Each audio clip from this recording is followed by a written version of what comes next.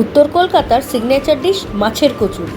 সাধারণ কচুরির স্বাদকে এক অনন্য উচ্চতায় নিয়ে গিয়েছে এই খাবার।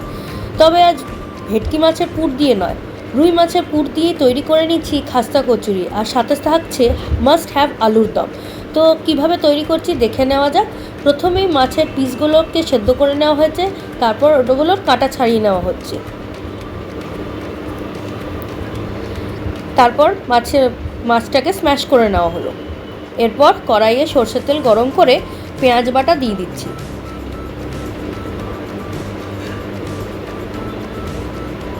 এরপর একে একে আদা বাটা আর রসুন বাটা অ্যাড করা হলো। মশলার কাঁচা গন্ধ চলে গেলে অ্যাড করতে হবে লঙ্কা গুঁড়ো, ওটাকেও ভালো করে নেড়ে চেড়ে নিলাম। এরপর স্ম্যাশ করা রুই মাছের সেদ্ধটা দিয়ে দেওয়া হলো। ভালো করে নেড়ে চেড়ে নিতে হচ্ছে। এরপর অ্যাড করবেন পরিমাণ মতো নুন আর সামান্য চিনি আর গরম মশলা গুঁড়ো। ভালো করে মিক্স করে নিতে হবে। এরপর অ্যাড করা হচ্ছে ছাতু। বাইন্ডিংয়ের জন্য ছাতু অবশ্যই দেবেন। ভালো করে দিয়ে ওটাকে নেড়ে চেড়ে রেডি আমাদের মাছের পুর। এরপর যেমন করে লুচির ময়দা মাখেন অমনি করে ময়দা মেখে পুর ভরে নেওয়া হচ্ছে।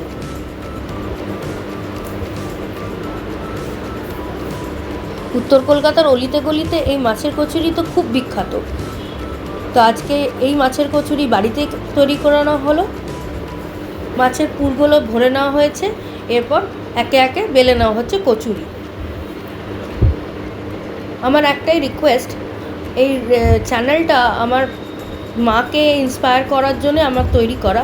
আপনারা অবশ্যই সাপোর্ট করবেন আমাদের চ্যানেলটা, আর পারলে একটু শেয়ার সাবস্ক্রাইব করুন, যাতে কিনা আমার মা একটু অ্যাপ্রিসিয়েশন পান, আর কিছু নয়, আর একটু ইন্সপায়ার্ড ফিল করেন। দেখুন কিভাবে ফুলে উঠছে মাছ কচুরিগুলো। একে একে সাদা তেলে ভেজে নেওয়া হচ্ছে।